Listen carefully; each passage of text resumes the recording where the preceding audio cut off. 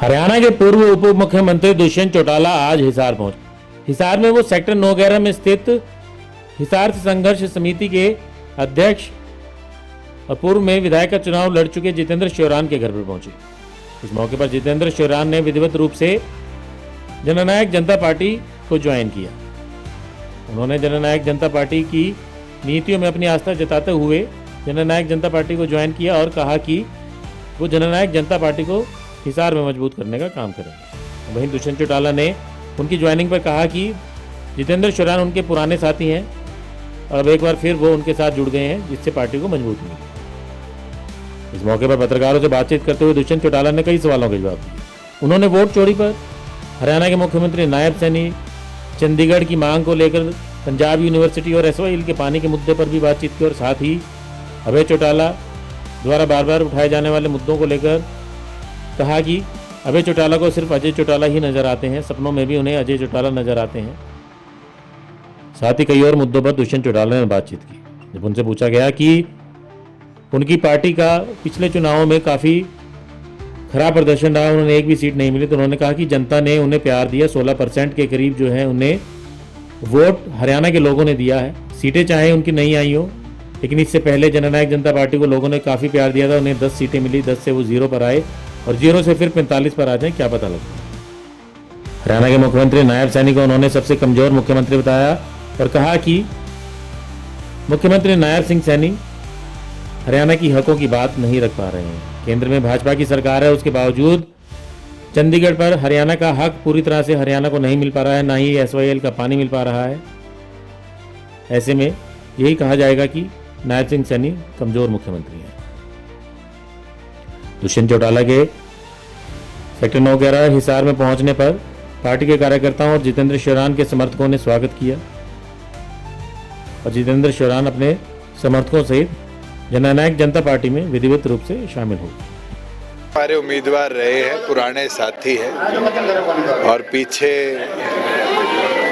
कुछ ऐसे घटनाएं रही हैं आंदोलन में जहां बहुत से साथी मिसगाइड होकर हमारे से दूर भी हुए और हमारा तो निरंतर ये प्रयास रहा है कि जो पार्टी के इनिशियल स्थापना के साथी थे उनको हम बारी बारी जोड़े भी और अगले 20 दिन भी पार्टी के स्थापना दिवस तक इसी प्रकार से पूरे प्रदेश भर में उन साथियों को हम वापस लाने का काम करेंगे जो पिछले 4 वर्षों में कई भ्रांतियों की वजह से हमारे से दूर हुए।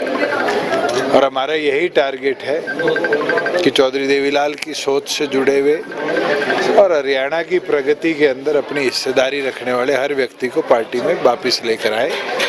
आज हिसार जिले की भी इसके उपरांत बैठक है कि किस प्रकार से हिसार जिले के अंदर अगले 20 दिन पार्टी संगठन की गतिविधि को बढ़ाया जाए और 7 दिसंबर को ऐतिहासिक संख्या में जुलाना जींद की जो पावन धरा डॉक्टर अजय सिंह चौटाला जी ने चिन्हित करी है, जो 152D के ऊपर रैली का मैदान हम बनाने जा रहे हैं, ऐतिहासिक संख्या में वहाँ लोग पहुंचकर पार्टी के 8वें स्थापना दिवस को बनाने का काम करें। बिहार में जैसे भारतीय जनता पार्टी ने मोर्चा, उस पर क्या कहेंगे? कांग्रेस लगातार वोट चोरी की बात कर रही है। बहुत बड़ा क्वेश्चन मार्क जरूर स्थापित होता है। जो डाटा आप जैसे प्रेस के साथियों ने दिया है, जहां पर जो 1/8 विपक्ष को सीटें मिली, पोस्टल बैलेट्स में विपरीत परिणाम सारी सीटों पर आए हैं, तो एक स्टडी का विषय तो बनता है। वहीं विपक्ष के वोट प्रपोर्शन में तो 1% की गिरावट, सत्ता पक्ष का 3.25% की बढ़ावट, मगर इंडिपेंडेंट्स को 6% मिलना, विपक्ष के वोट शेयर का तो बढ़ना है। उसके बावजूद इतने बड़े नंबर्स में सीट में चेंजेस आए हैं, ये अपने आप एक स्टडी का विषय है। हमारे भी लोग उसको समझने का प्रयास कर रहे हैं, मगर मैं जरूर नीतीश कुमार जी को बधाई देने का काम करूंगा।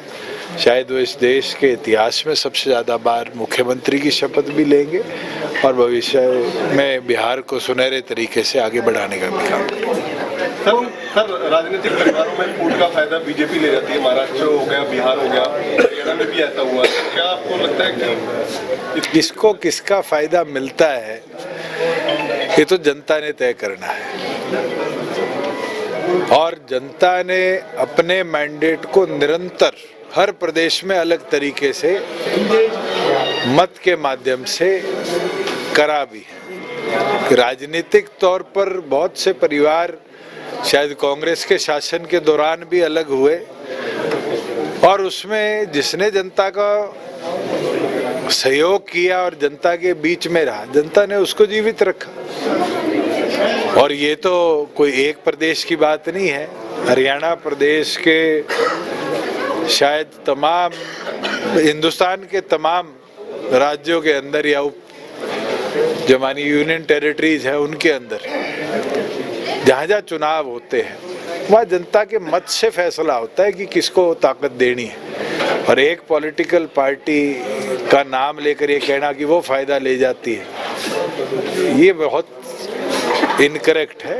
पॉलिटिकल पार्टीज बनी हैं जनता की सेवा करने के लिए और जनता का साथ मिलेगा तो उन पॉलिटिकल पार्टीज को आगे बढ़ने से कोई नहीं रोक सकता। हरियाणा की राजधानी को लेकर अभी मीटिंग हुई कि हरियाणा ने अपना हक दिखाया, लेकिन बात नहीं बन रही है। बार बार मांगा जाता है कि चंडीगढ़ में हमें हिस्सा प्रॉपर दिया जाए।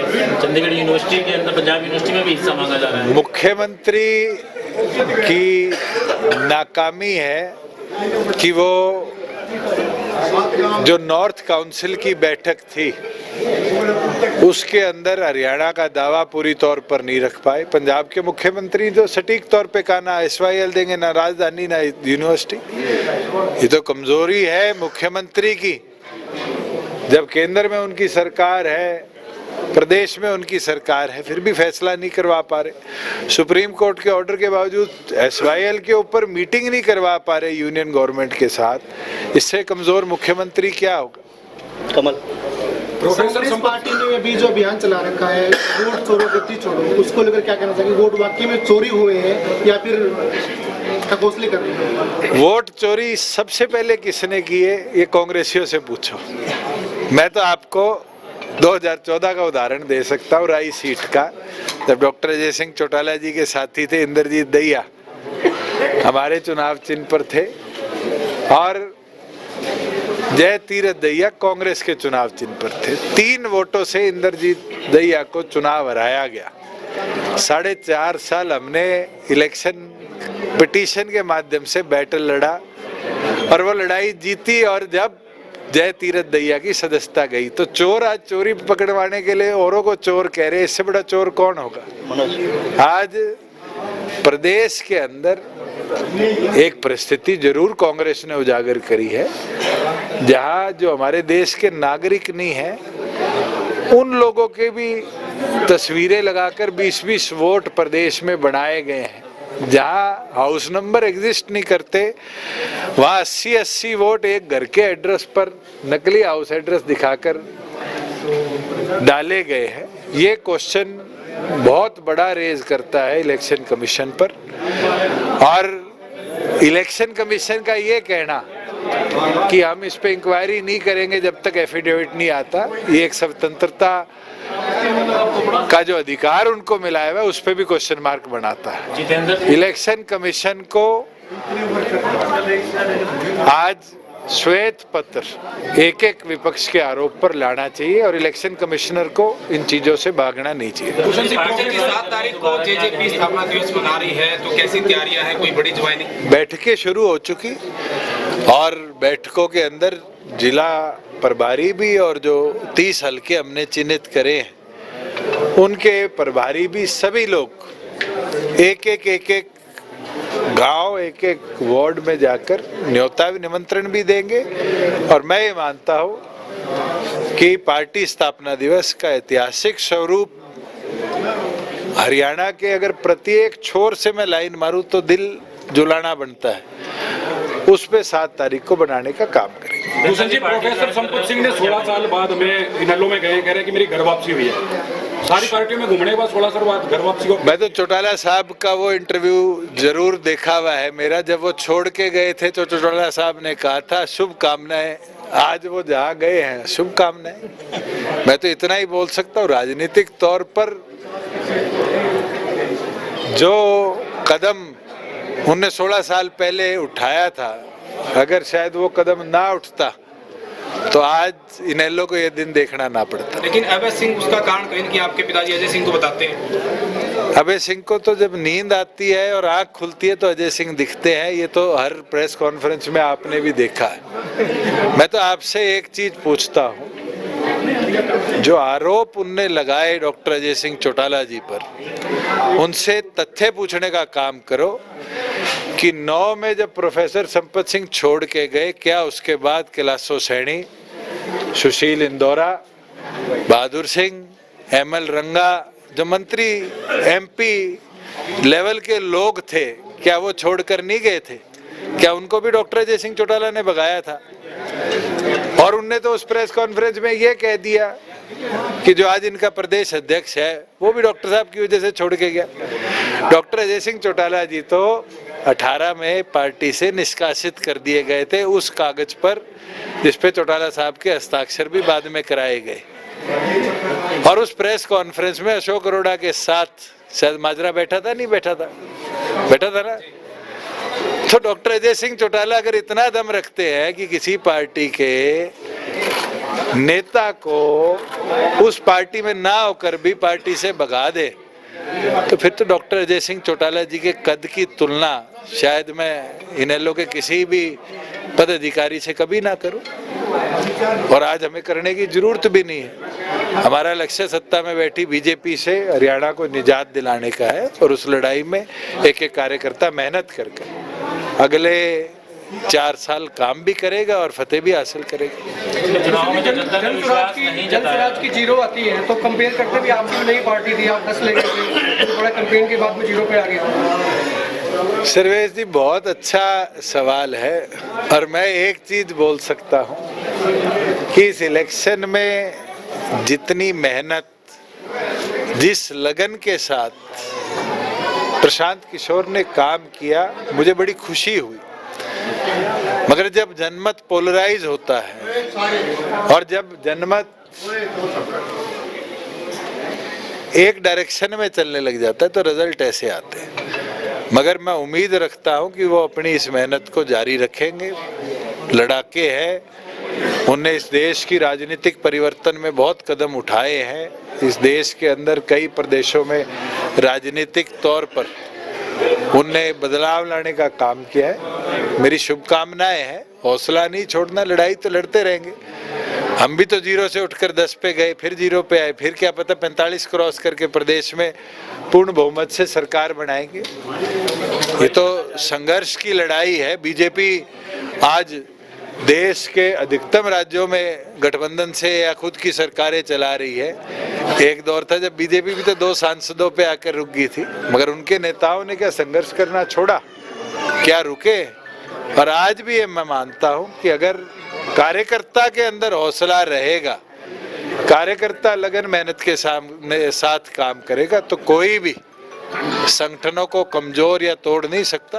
तो समय राजनीतिक में किसका कब आ जाए, कब जनमत मजबूती से उसके साथ जुड़ जाए, उस पर निर्भर करता है। सर, जनता ने विश्वास नहीं जताया, 10 से 0 पे आया और 0 से दोबारा 45 पे पहुंचने के लिए जनता ने विश्वास ये भी तो जताया था कि प्रदेश में 16% जनमत दिया था।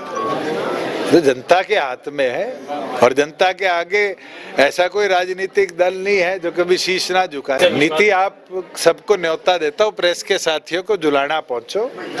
7 तारीख को पार्टी की रणनीति भी और पार्टी की ताकत भी जुलाना की दरा पर आपको दिखेगी। जितेंद्र जी के बारे में क्या कहेंगे? पार्टी ज्वाइन कर रहे हैं क्या? हमारे पुराने कैंडिडेट रहे हैं। मैं तो कह रहा हूँ कि कई लोगों को भ्रमित किया गया था पिछले 4 वर्ष पहले आंदोलन के दौरान और उसके बाद, और वो जो घटनाक्रम रहे हैं, बहुत से ऐसे साथी हैं। जितेंद्र एक है जो चुनाव लड़ा था, पर बहुत से ऐसे साथी हैं जो फील्ड में काम करते थे, उन सबको हम वापस लाने का काम करें। देखिए, मेरा परिवार है जिन्होंने मुझे पहचान दी और इस लायक बनाया कि आज मैं जनता के बीच में जा पाता हूं। और मैं किन्हीं एक दो साथियों की वजह से भ्रमित होकर के मैं एक बार चला गया था, लेकिन अब दुष्यंत जी और दिग्विजय जी के सहयोग से दोबारा अपने परिवार में जुड़ रहा हूं। और जैसे कि इनके आने से पहले मुझे जितने भी पुराने साथी मिले, सब देख करके मुझे इतने खुश हुए और मैं देख करके उनसे भी ज़्यादा खुश हुआ कि मुझे मेरा पुराना परिवार मिल गया है। जितेंद्र जी, आपने अभय जी के साथ भी काम किया है, दुष्यंत जी के साथ भी काम किया, क्या फर्क नजर आता है? देखिए, उनका जो बोलने का लहजा है वो आपको भी पता है कि उनके मुंह से कब क्या निकल जाए। और दूसरा, उनसे बात करना इतना मुश्किल है कि टिटार्थी तो क्या, उनका कोई नज़दीक भी नहीं फटक सकता जितना टाइम मैंने उनको देखा है। और काम करते रहो, जो दो चार साथी उनके भी साथ हैं, उन्हीं वजह से जैसे वो जो उनको गाइड करते हैं वो उन्हीं के हिसाब से चलते हैं। उनसे ज़्यादा उनको सीधा जो कार्य करता है उनसे कोई लेना देना नहीं, कोई मतलब नहीं। दुष्यंत जी तो सीधा जुड़ाव रखते हैं जी, तभी आज हम दोबारा से आए हैं भटक करके। ब्यूरो रिपोर्ट, नई ताज़ा न्यूज़, हिसार।